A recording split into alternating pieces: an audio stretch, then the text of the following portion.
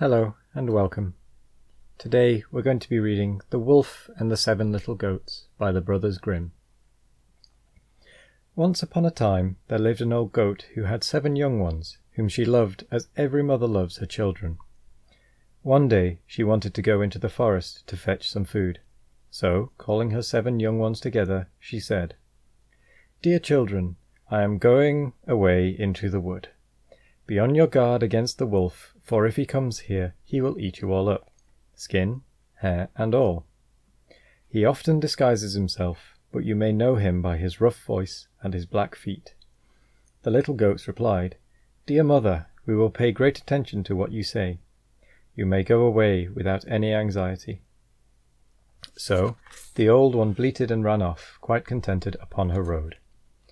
Not long afterwards, somebody knocked at the hut door and called out, "Open, my dear children, your mother is here and has brought you each something." But the little goats perceived from the rough voice that it was a wolf, and so they said, "We will not undo the door. You are not our mother.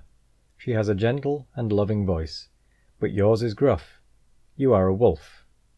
So the wolf went to a shop and bought a great piece of chalk, which he ate, and by that means rendered his voice more gentle. Then he came back, knocked at the hut door, and called out, "Open, my dear children, your mother has come home and has brought you each something." But the wolf had placed his black paws upon the window-sill. So the goats saw them and replied, "No, we will not open the door. Our mother has not black feet. You are a wolf." So the wolf went to a baker and said, "I have hurt my foot. Put some dough on it." And when the baker had done so, he ran to the miller, saying, "Strew some white flour upon my feet."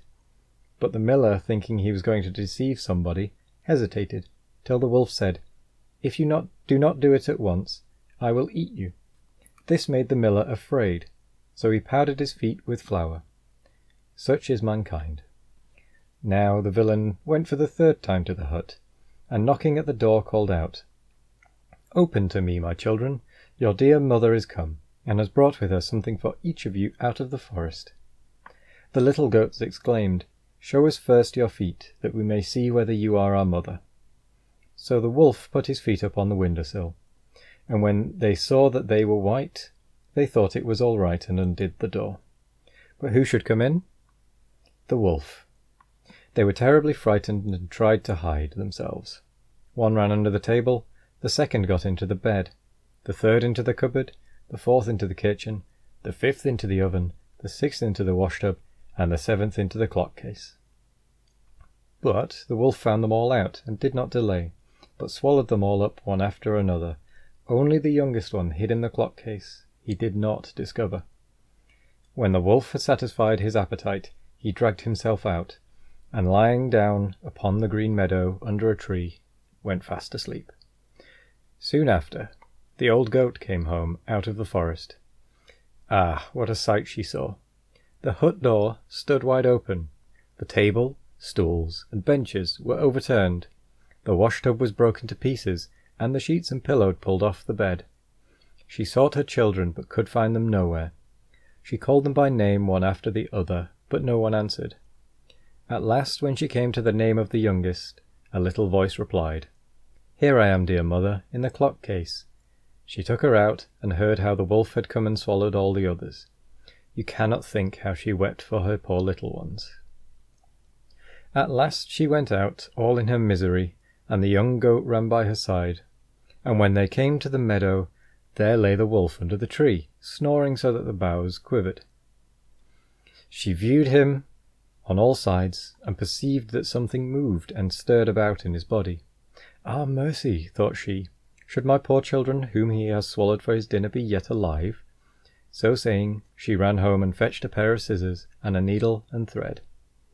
Then she cut open the monster's hairy coat, and had scarcely made one slit before one little goat put his head out, and, as she cut further, out jumped one after another all 6, still alive, and without any injury. For the monster, in his eagerness, had gulped them down quite whole. There was a joy.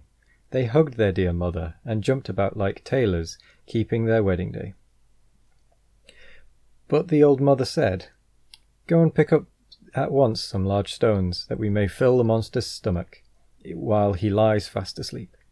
So the 7 little goats dragged up in a great haste a pile of stones, and put them in the wolf's stomach, as many as they could bring. And when the old mother went, and looking at him in a great hurry, saw that he was still insensible, and did not stir, and so she sewed up the slit. When the wolf at last awoke, he raised himself upon his legs, and because the stones which were lying in his stomach made him feel thirsty, he went to a brook in order to drink.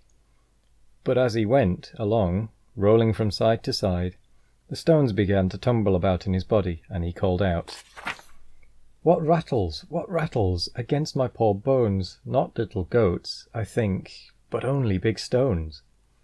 And when the wolf came to the brook, he stooped down to drink, and the heavy stones made him lose his balance, so that he fell and sank beneath the water. As soon as the 7 little goats saw this, they came running up, singing aloud, "The wolf is dead, the wolf is dead," and they danced for joy around their mother by the side of the brook. The end.